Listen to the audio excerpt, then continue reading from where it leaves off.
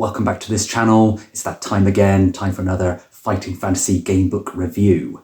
And this review is going to give you a look at this title and book number, and then a quick read of the blurb, a look at the plot, some analysis on those game mechanics and the adventure sheet. And I'll look at the artwork, which I'll run through this video, and then I'll take a look at my own personal likes and dislikes, any fun facts that there may be, some errors if there are any of interest, and then a final look at the summary and score, which I will give out of 10. So this is book 19. This is Demons of the Deep by American Steve Jackson. Yeah, Steve Jackson is back with another entry here, and another really strong entry. This was published in 1986, and the cover art here was by Les Edwards. And it's absolutely amazing. It really kind of pulls you into his world with those dark blues, rich colours, and that kind of sense of, it's almost photorealistic image of this bone demon, which we'll get into later on. But yeah, a really great cover there from good old Les. But the internal artwork is by Bob Harvey. So Bob Harvey is back from a little stint away with Jamie Thompson and Mark Smith with the Way of the Tiger series, but he also did a bit of work for Fighting Fantasy on Talisman of Death, which we reviewed a couple of weeks back. Yeah, so all round great cover, really good artwork to go with it, with Steve Jackson, American Steve Jackson's strong narrative. Right, let's read the blurb for this book. So this is what's happening in this entry. We've got Captain Bloodaxe, the terror of the seas, gives no mercy. But you and your crew are courageous sailors determined to go down fighting. The skirmish is swift and deadly, and when it is over, you are the only survivor. But Captain Bloodaxe has a terrible fate in store for you, one which will take you down beneath the waves to the dens of the demons of the deep, in search of the mysterious black pearls, which are your only hope of survival. Yeah, so that's the a quick look at the background of this book, but let's take a look at the plot, the main plot for this book, Demons of the Deep.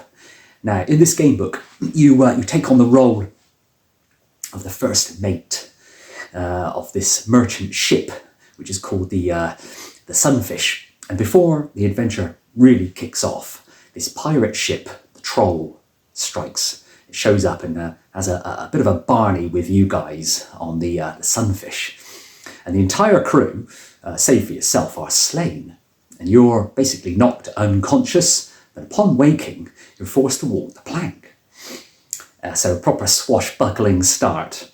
You sink basically under the waves, and obviously all this weight that they burdened on you, hands tied, usual story.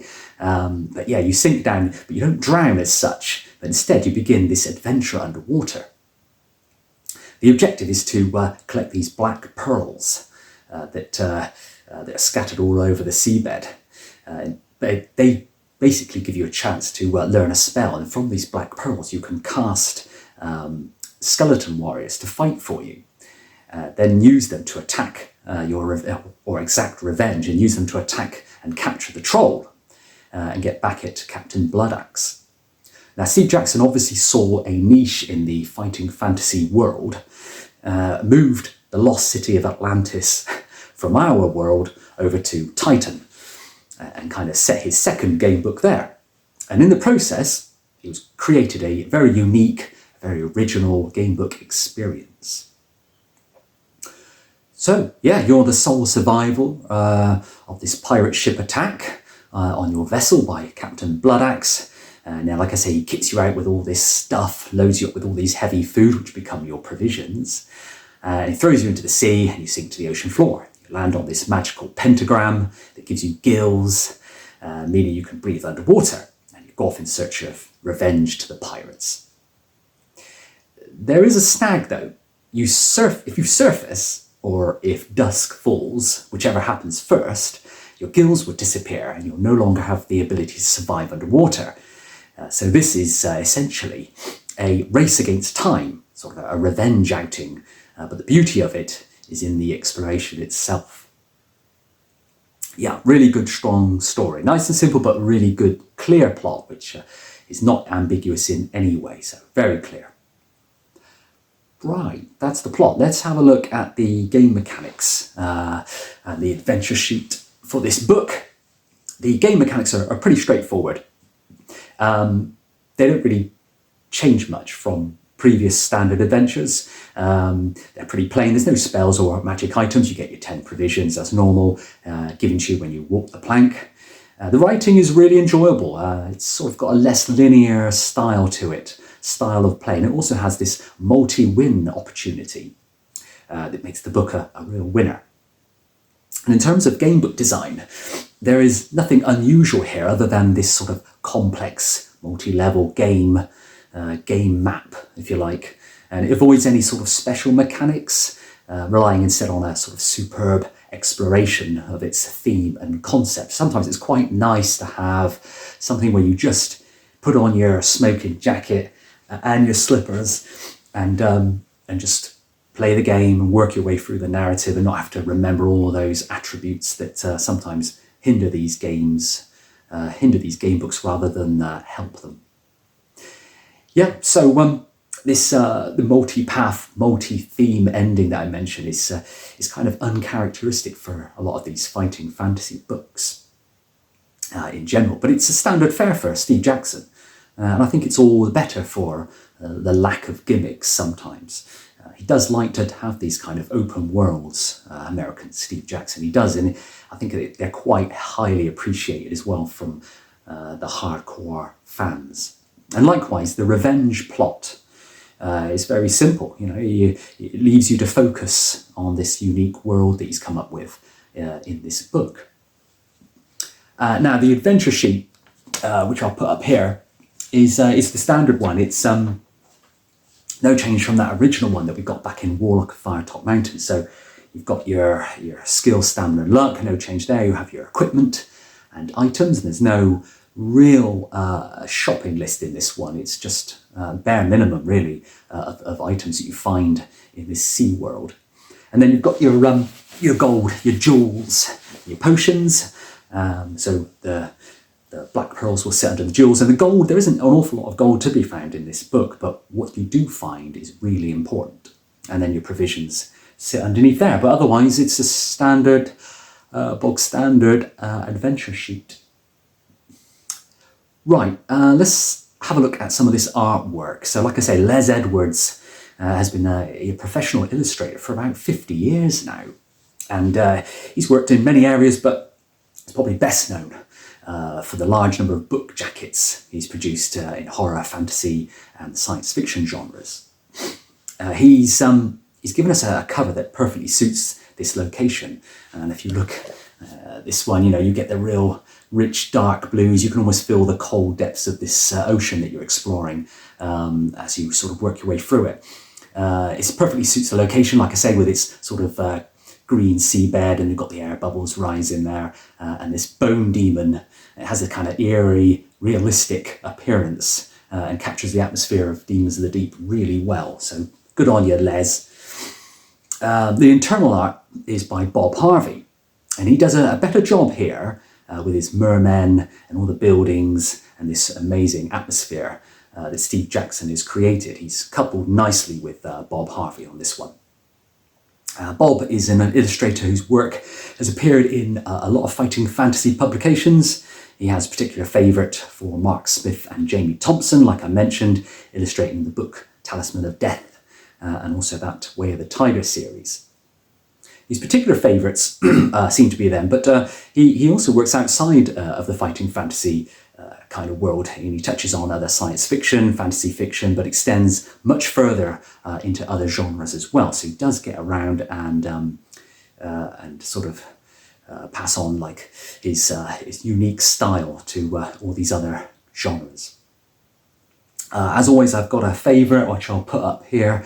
This fella you meet about halfway through the book, this merman, and I can remember as a kid always loving this picture. He's this merman here with his sort of crazy crazy looking expression and his trident that he's holding, barring the way, stopping you from going any further. And at this point, I think he kind of questions why you're there. And it's one of those moments where if you get it wrong, you get punished. But yeah, I always like this picture. And a lot of the artwork is really strong like this. Very, very detailed kind of line drawings that good old Bob is well known for. Right, let's have a chat about some of my likes and dislikes in this book. It is quite easy. There's no true path to hunt for. For instance, and then to be honest, there's not really that many instant deaths either. They're quite rare. There are a couple of opportunities for your initial scores to increase as well, which is quite a nice little touch. And your attack strengths to rise as well, because there are some tough battles in this one. There's even one moment where you can quite literally become a new person. And to make, it gives you a chance to re-roll all three of your main stats in this book.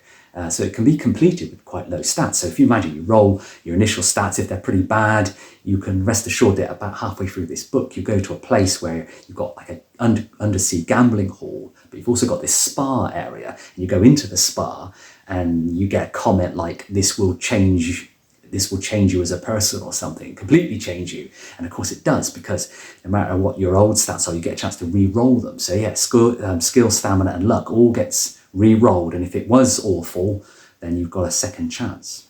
Finding the key items is not too tough. You've got a book here that's not going to take much defeating, but that's not really the point. The idea is to sort of explore and then re-explore as you find all the various paths and all the various outcomes with each playthrough. It's really one of these books that you can spend a lot of time just wandering or swimming around this amazing world that's been created here by Steve Jackson, and just really soaking it up and not worrying too much about, have I got all the essential items and do I need to do this, that and the other. Most paths will lead you to the right place, and then it's whether or not you make the right decisions at the end. This book is a book really that allows you to sort of explore, like I say, rather than either find find the one well-hidden route or just die trying. But yeah, it's a really strong entry, and I really like it. It's one I had from a long time ago, and just reading as a kid, I've got a lot of fond memories. When I read it now, I've got that kind of nostalgia feel coming back as I sort of work my way through the narrative. So, fun facts. There's a computer game, or there was a computer game planned under the Fighting Fantasy software brand to be distributed by Adventure International UK sometime after February 1987. However, it was never released, so it didn't actually come to fruition, whereas some of the other books we've looked at, they did get their own game. I'm not too sure what the reason for that was, but it'd be interesting to know. If anybody knows, chuck it in the comments. So yeah, this is the only game book of those that the American Steve Jackson wrote that kind of follows a traditional design. His other ones, although this is an open world, his other ones have that option where you can kind of backtrack, like Scorpion Swamp, wasn't it, where you can kind of go back on yourself through the swamp. We've got another book by Steve Jackson coming up later called Robot Commando, which we'll get to, and that also has a chance where you can kind of go back on yourself and re-explore areas that you've already been to. So I really like that. That's a cool little fun fact. But yeah, unlike many game books, certainly in this series, the best ending is not to be found on entry 400. That's just another reference. So yeah, there's a few books like that in this series, and this is one of them. The Titan book, The Fighting Fantasy World, it kind of elaborates on the location of Demons of the Deep. The book it hints that it takes place in Atlantis, the sunken continent located west of Atlantia. So I think what Jackson did here was he took the city of Atlantis and that kind of bizarre world that was created, that kind of mythology, and he planted it into Atlantia and gave it a location just off the coast. So I quite like that about this book. It's taken something from our world and placed it into this world. Errors. Right, there's only a few I was going to mention. There aren't any real game breakers. There's one which is quite funny. There's an illustration of a sea hag, which I'll put up here on reference 307, and it shows a fire lit under this cauldron, yet the scene is underwater. So I don't know how happened. There's a couple of others I mentioned. Reference 128, you can offer a gift to a certain character. However, it's possible you have none of the items and there's no option leading away from this section. So it stands to reason that you can still then choose to attack by going to reference 30 or talk, reference 305, with this creature instead. So it's almost like a bit of a continuity error that Steve Jackson just about managed to get out of. And then the final one I was going to mention is reference 61. You're offered a chance to call or befriend a dolphin in this book. And while you were able initially to communicate with it, or able to communicate with it with the help of this magic item, the item is not required at this later reference, this reference 61. And it's kind of unclear how you can talk or call the dolphin in 288 as well, if you've managed to lose this magic item in the meantime. So I think it's just something that was probably put in and then just forgotten about later on, because this dolphin shows up at the beginning and then you don't see him until the very end. So maybe in that time it was neglected. Right, let's do a summary and score out of 10 for this book. This book is... This is a little gem, actually. It's quite difficult to map because it's quite open world. And it's quite labyrinthian almost in the way that various sections kind of interlink with one another. But it is because it uses this ingenious multi-leveled sort of 3D structure to make the most of this sort of underworld sort of setting that Jackson has chosen. And you can get, there's all kinds of things going on. You can get like sucked into this undercurrent and head down water chutes, as well as being able to pass over these areas from a very sort of high elevated position. So you get this really rich description of the world beneath you as you sort of swim over. And you're reminded constantly of all the dangers and like the cold depths of this world. And all the different sort of coral reefs and the colours that come out in this book into your imagination as you're sort of exploring it are absolutely amazing. But yeah, these sort of chances to swim over these chasms and look deep into this sort of into this world are you're constantly reminded as you swim around of all these amazing sights and locations that are also very well depicted in the artwork. So yeah, that's a really good strong point, and it really does give the feeling of being underwater all the time. It kind of adds to that immersive nature of this book. There's multiple paths, like I say, through, as well as sort of numerous different endings, which is always quite a cool thing. So mapping is not really especially essential to victory anyway. You can kind of work your way through to the end and still have a good chance of completing this book.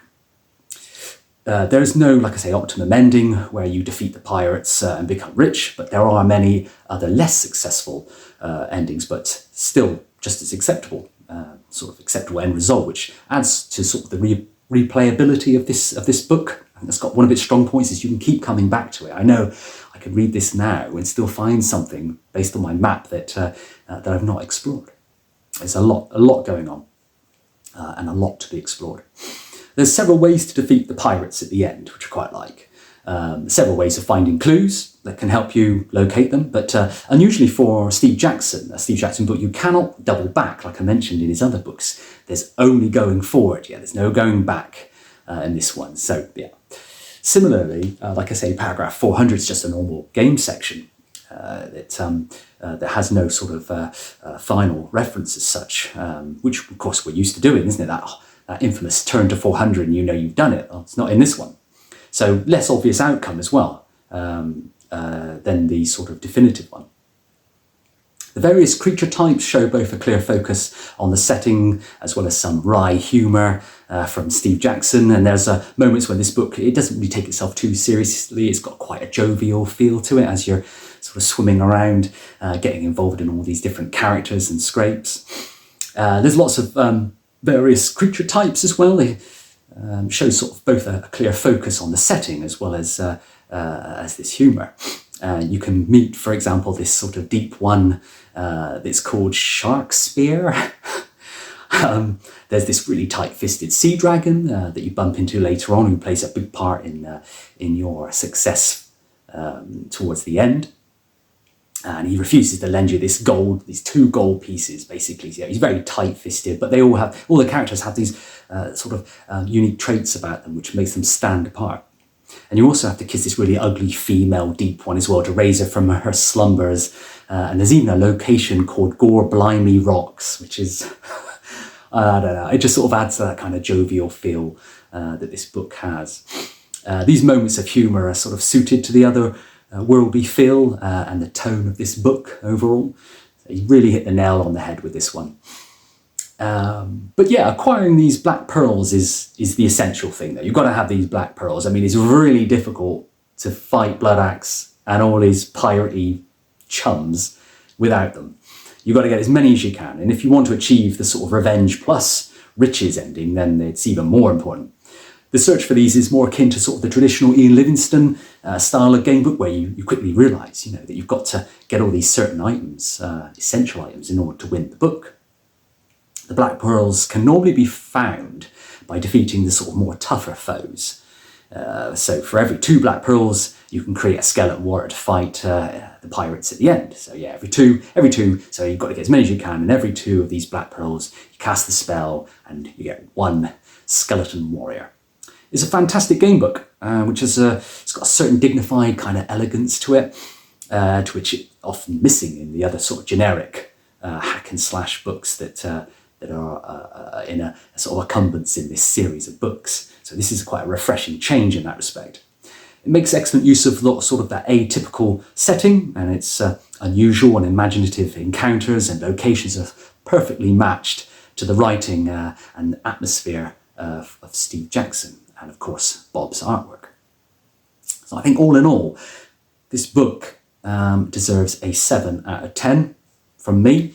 I think it's got a very rich environment which just keeps you coming back here. So 7 out of 10, I think, for this book. I think that's pretty much what I want to say about this one. I really liked it, and I hope you liked this video. I hope you liked this review. If you did, maybe give it a thumbs up, maybe share it with someone who you think might also like it, and put a comment in your thoughts of this book. Did you like it? Did you not like it? If you didn't, why not? And the next book we'll do eventually is book 20. That's Sword of the Samurai, and that is back to Jamie Thompson and Mark Smith. So that'll be another Oriental type adventure, I imagine. But I'll review that one. So look after yourselves, and I'll catch you in that review.